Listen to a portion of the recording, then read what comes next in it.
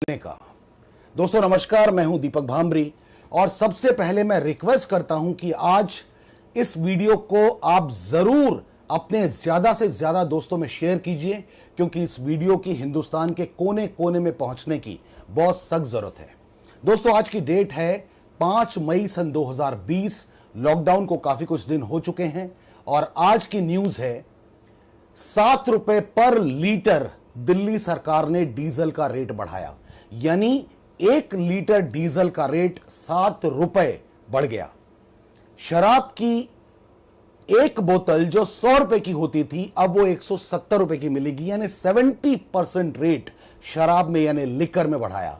1000 रुपए की जो बोतल थी अब उसके लिए आपको 1700 रुपए खर्च करने पड़ेंगे। दोस्तों लॉकडाउन के कुछ दिन बीत चुके हैं और इस तरह की खबरें अब आनी स्टार्ट हो चुकी हैं। दोस्तों डीजल का जो रेट बढ़ा है तो उसका डायरेक्ट असर ट्रांसपोर्टेशन पे पड़ने वाला है। ट्रांसपोर्टेशन पे असर पड़ने का मतलब होता है कि आपके घर में आने वाला दूध महंगा हो जाएगा, ब्रेड महंगा हो जाएगा, अंडे महंगे हो जाएंगे, सारी सब्जियां महंगी हो जाएंगी, फल महंगे हो जाएंगे, राशन महंगा हो जाएगा। या कुल मिला के अगर मैं शॉर्टकट में कहूं कि आज के बाद से हर चीज जिसकी आपके परिवार को सख्त जरूरत है, हर चीज महंगी होने वाली है। वैसे भी लॉकडाउन और कोरोना वायरस का जो असर हम लोगों की जिंदगी में आया है, हम लोग बहुत दिनों से महसूस कर रहे होंगे कि बहुत सारे लोगों की जॉब्स ऑलमोस्ट जा चुकी हैं, या बहुत सारे लोग जो ऐसे हैं जिनकी जॉब नहीं गई हैं बट उनकी सैलरी में बहुत जबरदस्त कट किया गया है।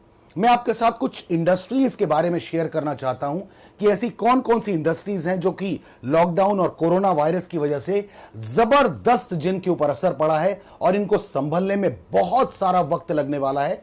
कुछ जानकार तो यह भी कह रहे हैं कि इन इंडस्ट्रीज को संभलने में शायद 2-2, 2.5, 3-3 साल लग जाएं। मैं आपके सामने शेयर करता हूं वो कौन कौन सी इंडस्ट्रीज हैं। सबसे पहले तो जॉब मार्केट। आप ये महसूस कर रहे हैं कि जॉब मार्केट यानी अब जॉब्स नहीं है, ना तो सरकारी जॉब्स हैं ना प्राइवेट जॉब्स हैं, और अगर जॉब है भी तो इतना जबरदस्त कंपटीशन है। जहां पर एक नॉर्मल इंसान 10 लोग जहां पर जॉब करते थे अब वहां पर छटनी हो चुकी है और 5 या 6 लोग उन 10 लोगों का काम करेंगे, यानी आपके ऊपर प्रेशर जबरदस्त तरीके से बन जाएगा। मैं डरा नहीं रहा हूं, मैं आपकी आंखें खोलना चाहता हूं। आपकी आंखों में जो पट्टियां बंधी हुई हैं मैं उसको खोलने की कोशिश कर रहा हूं। इसके अलावा रियल एस्टेट इंडस्ट्री में अगर आप काम करते थे या आपके दोस्त काम करते हैं तो ये इंडस्ट्री अब ऑलमोस्ट तबाह हो चुकी है। 3 साल तक रियल एस्टेट में कोई ग्रोथ होने वाली नहीं है। और हां, एक और इंडस्ट्री जिसको टूरिज्म इंडस्ट्री कहा जाता है, अगले 2-3 सालों तक इस इंडस्ट्री में कोई ग्रोथ नजर आने वाली नहीं है। इस इंडस्ट्री से जुड़े हुए लोग बहुत परेशानी में आने वाले हैं। इसके साथ ही जुड़ी हुई है एक और इंडस्ट्री जिसको हम कहते हैं ट्रैवल इंडस्ट्री। अगर टूरिज्म नहीं है तो ट्रैवलिंग, यानी इतने सारे लोगों ने जो टैक्सीज बनाई हुई हैं, लोग एयरपोर्ट तक आते थे, लोग एयरपोर्ट से होटल्स तक जाते थे, इन सब के पास काम बिल्कुल खत्म हो जाएगा। रेस्टोरेंट, सारे के सारे रेस्टोरेंट ऑलमोस्ट खाली रहने वाले हैं। कोई वहां पर जाकर, क्योंकि सोशल डिस्टेंसिंग करनी है लोगों को कई महीनों तक, कई सालों तक, तो रेस्टोरेंट में लोग खाना खाने के लिए जाने वाले नहीं हैं। एयरलाइंस के बारे में अगर मैं आपसे बात करूं, एयरलाइंस का भट्टा बैठ चुका है। और हां, मैं आपको बता दूं, अगर एयरलाइन स्टार्ट भी होने वाली हो जाएंगी तो एयरलाइंस को भी सोशल डिस्टेंसिंग मेंटेन करनी पड़ेगी। यानी एक एरोप्लेन में अगर 300 लोग जा सकते थे तो उस एरोप्लेन में सिर्फ 100 लोग ट्रेवल करेंगे, और अगर 100 लोग ट्रेवल करेंगे तो आप अंदाजा लगा सकते हैं कि टिकट्स कितनी महंगी होने वाली हैं। इसके अलावा कंस्ट्रक्शन का बिजनेस ऑलमोस्ट खत्म होने वाला है। इसके अलावा ऑटोमोबाइल इंडस्ट्री ऑलमोस्ट खत्म होने वाली है। अप्रैल के महीने में जितनी भी कार कंपनीज थी, एक भी कंपनी की कार नहीं बिकी है, ये आपको बहुत अच्छे से पता होगा। इसके साथ ही एक और इंडस्ट्री जो इससे कनेक्टेड है, इवेंट मैनेजमेंट जिसको हम कहते हैं। अब लोग इवेंट करने से घबराने लगेंगे, इवेंट करना लोगों ने बंद कर दिया है। अभी आप देख रहे हैं शादियों में भी शायद 30, 40, 50 लोग जा रहे हैं, तो आगे चल के भी ये सिलसिला कंटिन्यू होगा। तो इवेंट मैनेजमेंट वाले जो लोग काम कर रहे हैं उनके ऊपर भी बड़ी मुश्किल आने वाली है। इसके अलावा सिनेमा इंडस्ट्री, और बहुत इंपॉर्टेंट बात आप लोगों के साथ करने वाला हूं कि सिनेमा इंडस्ट्री में जितने लोग काम करते हैं 100 में से 90% लोग दिहाड़ी के ऊपर काम करते हैं। कोई शूटिंग्स नहीं होंगी बहुत समय तक, क्योंकि सोशल डिस्टेंसिंग मेंटेन करनी है, कोई गैदरिंग नहीं होगी और लोग सिनेमा देखने भी नहीं जाएंगे। नेटफ्लिक्स और जो पायरेटेड मूवीज आ जाती हैं टीवी में, वही लोग अपने अपने टीवीज में लगा के देख रहे होंगे। तो सिनेमा इंडस्ट्री का बेड़ा गर्क होने वाला है। रिटेल इंडस्ट्री, अब किसी का कोई शौक नहीं है कि कोई ज्वेलरी खरीदने जा रहा होगा या कोई बढ़िया बढ़िया शर्ट्स खरीदने जा रहा होगा, बढ़िया शूज खरीदने जा रहा होगा। ये रिटेल इंडस्ट्री ऑलमोस्ट अब बहुत समय तक बहुत मंदे की दौर देखने वाली है। इसके अलावा स्मॉल वर्कशॉप्स, जो छोटी छोटी वर्कशॉप्स हैं, क्योंकि मजदूर जा चुके हैं, मजदूर अपने अपने घरों में जा चुके हैं, तो स्मॉल वर्कशॉप्स का भी बहुत बुरा हाल होने वाला है, जिसका असर बड़ी फैक्ट्रीज और बड़ी कंपनियों के ऊपर बहुत बुरे तरीके से पड़ेगा। दोस्तों, आप ये सोच रहे होंगे कि ये बातें मैं आपको डराने के लिए बता रहा हूं। मैं डराने के लिए भी बता रहा हूं और आपकी आंखें खोलने के लिए भी बता रहा हूं, क्योंकि अब वक्त है कि हमको अपनी आंखें खोलनी पड़ेंगी। Right sir. इसके अलावा हॉस्पिटैलिटी इंडस्ट्री, जैसे 5 star hotels, 4 star hotels, 3 star hotels, इन होटल्स में जाके कोई अब खामखा में रुकने वाला नहीं है। इसके अलावा अम्यूजमेंट पार्क के साथ जो लोग, इस इंडस्ट्री के साथ जो लोग जुड़े हुए हैं, उनके ऊपर बड़ा मुश्किल दौर आने वाला है। ऑयल एंड गैस, इस फील्ड से जुड़े हुए जो लोग, क्योंकि अब मैक्सिमम लोग कोशिश करेंगे कि वो वर्क फ्रॉम होम करें और बहुत सारे लोग ट्रैवलिंग नहीं करेंगे, ट्रैवलिंग बहुत कम करेंगे, जिसका असर ऑयल एंड गैस के ऊपर आएगा।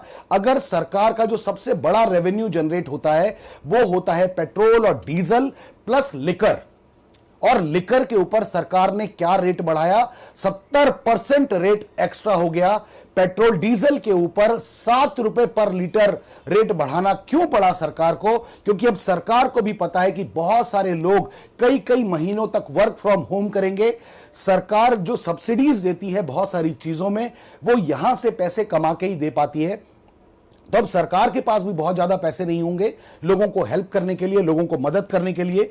इसके अलावा लॉजिस्टिक्स एक ऐसी इंडस्ट्री है जो जिसके ऊपर बहुत असर पड़ने वाला है, क्योंकि जब सामान ज्यादा इधर से उधर नहीं होगा तो लॉजिस्टिक्स इंडस्ट्री के साथ जुड़े हुए लोग परेशानी में आने वाले हैं। लग्जरी प्रोडक्ट, अब कोई ऐसा नहीं होगा कि वो हर 2 साल में अपने पर्दे बदलने जा रहा है, या अपने घर को रेनोवेट करने जा रहा है, या अपने सोफे बदलने जा रहा है, या अपने सोफा कवर्स बदलने जा रहा है, या शो पीसेस बदलने जा रहा है, घर में टंगी हुई लाइटों को बदलने जा रहा है, या वॉचेस बदलने जा रहा है। इस तरह का काम बिल्कुल नहीं होगा। यानी लग्जरी आइटम जितनी भी हैं उनके ऊपर बहुत बुरा असर पड़ने वाला है।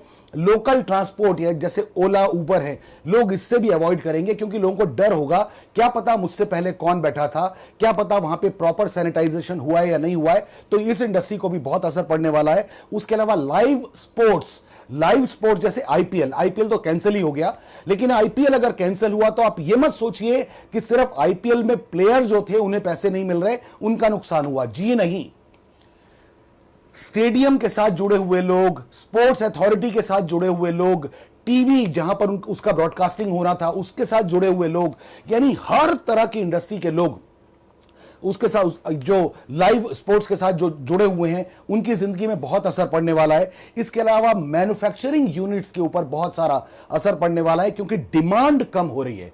अब लोग अपने सर्वाइवल के लिए पैसे बचाने के मूड में हैं, तो डिमांड कम हो रही है, तो मैन्युफैक्चरिंग यानी सेल्स घटेंगी, तो मैन्युफैक्चरिंग भी उतनी ज्यादा नहीं होगी। दोस्तों, ये कुछ इंडस्ट्रीज हैं जिसके बारे में मैंने आपसे बात की, लेकिन ये बात करना मेरा मकसद नहीं है सर।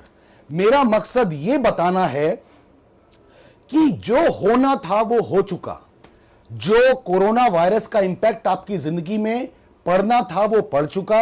जो लॉकडाउन का इंपैक्ट आपकी जिंदगी में पड़ना था वो पड़ चुका। जो फाइनेंशियल इंपैक्ट हम सबकी जिंदगी में पड़ना था वो पड़ चुका। अब आगे क्या? और अब मैं वो बात करने वाला हूं जिस बात को करने के लिए मैंने ये वीडियो बनाना चाहा। अब मैं आपसे बात करने वाला हूं कि अब समय है आंखों से पट्टियां खोलने का। दोस्तों, यहां पर 2 बातें हैं। पहली बात कि या तो आप इस सदमे में आ जाइए कि इतना सब कुछ हो गया, इतना सब कुछ डाउनफॉल हो गया, अब मुझे क्या करना है, मैं तो कुछ कर नहीं पाऊंगा। या तो इस सदमे को अपने दिल में बिठा लीजिए और धीरे धीरे घुट घुट के अपने आप को इस गर्त में मिलाते जाइए। या अब वक्त है अपनी आंखों में बंधी हुई पट्टी को खोलने का और अपने लिए नए सोर्स ऑफ इनकम तलाश करने का। दोस्तों, किसी ने कहा है कि ऐसे वक्त में, बुरे वक्त में वही इंसान सरवाइव कर पाएगा, वही इंसान ग्रो कर पाएगा जो इंस्टेंट डिसीजन लेगा और जो इंस्टेंट एक्शन लेगा। मैं रिपीट कर रहा हूं अपनी बात को, वही इंसान सरवाइव कर पाएगा जो इंस्टेंट डिसीजन लेगा और इंस्टेंट एक्शन लेगा। दोस्तों, ऐसे समय में जब बहुत फाइनेंशियल क्राइसिस हैं, जब बहुत प्रॉब्लम हैं, मैं क्लियर कट आपको बोलना चाहता हूं, आप अपनी इनकम को बढ़ाना जरूर चाहते हैं क्योंकि आपकी ईएमआईज हैं और आपकी कार का लोन है, आपकी बाइक का लोन है, आपके ऊपर होम लोन है, आपकी सैलरी कट चुकी है, हो सकता है आपकी जॉब भी जा चुकी है, लेकिन 2 या 3 महीने का वेव ऑफ आपको मिल चुका है, लेकिन इससे ज्यादा का वेव ऑफ नहीं मिलेगा। आपको अपनी ईएमआईज पे करनी पड़ेंगी, आपको अपनी कार की ईएमआई पे करनी पड़ेगी, होम लोन पे करना पड़ेगा, क्रेडिट कार्ड के बिल्स पे करने पड़ेंगे, जितने भी आपकी रिस्पॉन्सिबिलिटीज हैं वो आपको करनी ही पड़ेंगी। आपको अपने बच्चों की फीसेस जमा करनी पड़ेंगी, घर में राशन भी लाना पड़ेगा, दूध भी लाना पड़ेगा, ब्रेड भी लाना पड़ेगा, अंडे भी लाना पड़ेगा, हर चीज करना पड़ेगा क्योंकि ये आपकी अब मजबूरी है। आप अपने खर्चों में कुछ परसेंटेज का कट ऑफ कर सकते हैं, लेकिन अगर आप ये सोचें कि मैं 50% अपने खर्चे कम कर दूंगा, this is not practically possible. कोई बैंक आपकी ईएमआई को खत्म करने वाला नहीं है। तो ये वक्त है कि आपको अब अपनी इनकम को बढ़ाना ही पड़ेगा। अब वक्त है कि आपको अपनी आंखों के ऊपर बंधी हुई पट्टी को हटाना ही पड़ेगा और अब आपको समझना चाहिए, मेरा ये सजेशन है कि अब आपको समझना चाहिए एक ऐसी इंडस्ट्री को जो ऑलमोस्ट जीरो इन्वेस्टमेंट से शुरू हो जाती है।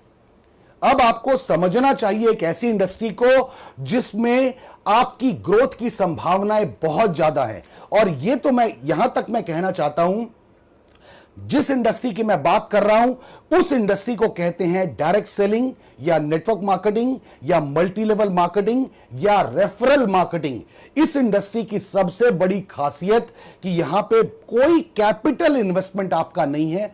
अगर मैं आपको यह कहूं कि शराब की एक बोतल की कीमत पर, यानी सिर्फ जितने पैसों में शराब की एक बोतल आप खरीदते हैं, उतने पैसों में जिंदगी भर के लिए, आपके परिवार के लिए, आपके परिवार की जिंदगी को बढ़िया करने के लिए डायरेक्ट सेलिंग या नेटवर्क मार्केटिंग की बिजनेस अपॉर्चुनिटी या नेटवर्क मार्केटिंग का बिजनेस मॉडल आपके पूरे परिवार का हिस्सा बन सकता है। दोस्तों, ये वक्त है जब डायरेक्ट सेलिंग या नेटवर्क मार्केटिंग को आपको अच्छे से समझना चाहिए। भारत सरकार इस इंडस्ट्री को बहुत जबरदस्त तरीके से प्रमोट कर रही है। इस इंडस्ट्री ने पिछले कई सालों में जबरदस्त ग्रोथ की है, पूरी दुनिया में ही नहीं, हिंदुस्तान में भी।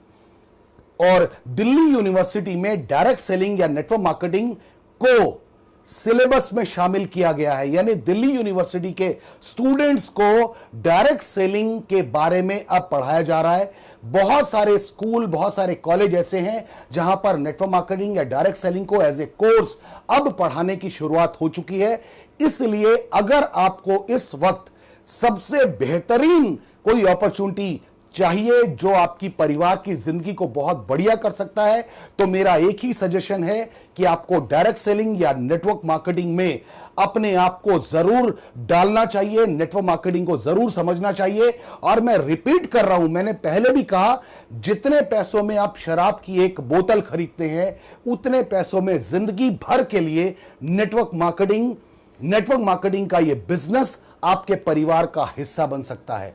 दोस्तों, अब सच में वक्त है आंखों में बंधी हुई पट्टी को खोलने का और इस इंडस्ट्री को समझने का, बहुत अच्छे से समझने का, क्योंकि फिर मैं कहूंगा मातम मनाने से ग्रोथ नहीं होगी। इंस्टेंट डिसीजन और इंस्टेंट एक्शन लेने की जरूरत है, जिससे आपके परिवार को एक फाइनेंशियल सपोर्ट बहुत अच्छे तरीके से मिल पाए। दोस्तों, मैं आपसे एक बार रिक्वेस्ट करता हूं, अगर मेरी बात पसंद आई हो तो इस वीडियो को अपने हर दोस्त के साथ शेयर कीजिए। इस वीडियो को ज्यादा से ज्यादा लोगों तक पहुंचाइए ताकि हिंदुस्तान को एक अच्छी अपॉर्चुनिटी मिल सके, हिंदुस्तान के सारे लोगों को मुश्किल वक्त में एक सपोर्टिव हैंड मिल सके। जैसे कार में एक स्टेपनी होती है ना सर, वैसे ही मैं कहना चाहूंगा नेटवर्क मार्केटिंग को एक स्टेपनी की तरह अपनी जिंदगी में यूज कीजिए और बहुत जल्दी ये स्टेपनी आपका मेन टायर बनने की ताकत रखती है। दोस्तों, आज अपनी बात यहीं समाप्त करना चाहता हूं। Wish you all the best, God bless you, thank you very much, जय हिंद।